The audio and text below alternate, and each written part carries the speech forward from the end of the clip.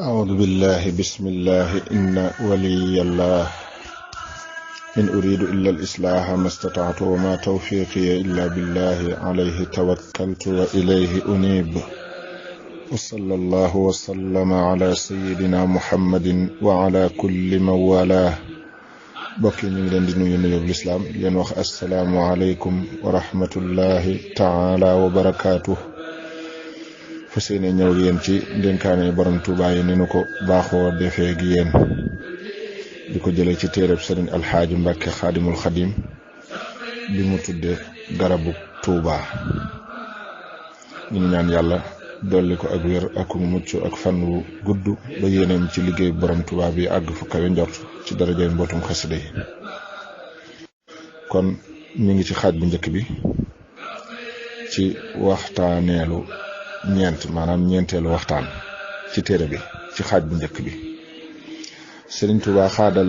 lahu maxtaara lahu mas naa jox sëriñ Rijaal Sekk radiyallahu taala anhu ñaari dàll ne ko bokkal benn bi mu bokk ko sëriñ bi yëkkati bi ci des ne ko yootu ko tabu bii nga bokk wadd mu xam xel ne su yëkkatee loxoom bii mu bokkoon wadd sëriñ bi ne ko noonu yi laa demeek àdduna siiw na kenn munta gën a mën a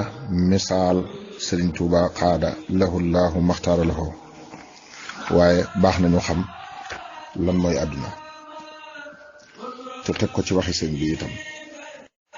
àdduna mooy li nekk ci diggante asamaan ak suuf loo ci bëgg te yàlla taxul rek bëgg nga àdduna su ko defee sunu borom nag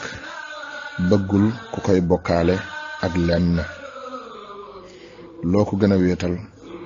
di ko gën a jege fi mu ne bu ñu xoolee sunu borom li mu wax wattaxadallahu ibrahima xalilan li ko waral moo di wéetal gi rek wéetal gi mu ko wéetal sëriñ bi itam loolu moo tax yëmut ak kenn ci yàlla sunu borom subhanahu wa taala loolu moo waral mu mën a dem ba dëkkaaleeg moom ba tey ñun murit yi ku ne fa mu toll ci kennal sëriñ Tuubaa xaada lahullahu maxtaara lahoo fala ab cëram ci moom di toll am na ñoo xam ne ci murit yi dañuy dem ci loolu yi ba duñu laal lenn lu jëmul ci sëriñ bi wala lu jógewul ci moom yu mel noonu yi nag nekkul warteef ci kenn waaye lu ne daa am yoon am na cër ak daraja yoo xam ne rëy na rëy goo xam ne woor ak julli kese du ko mën a may kenn wallahu aalam yàlla na nu yàlla fayal sëriñ bi ngeen ji lum ma sa fay ku muy liggéeyloo te defal nu ak dégg akuk topp akuk jariñu assalaamu aleykum wa rahmatullahi taala wa barakaatu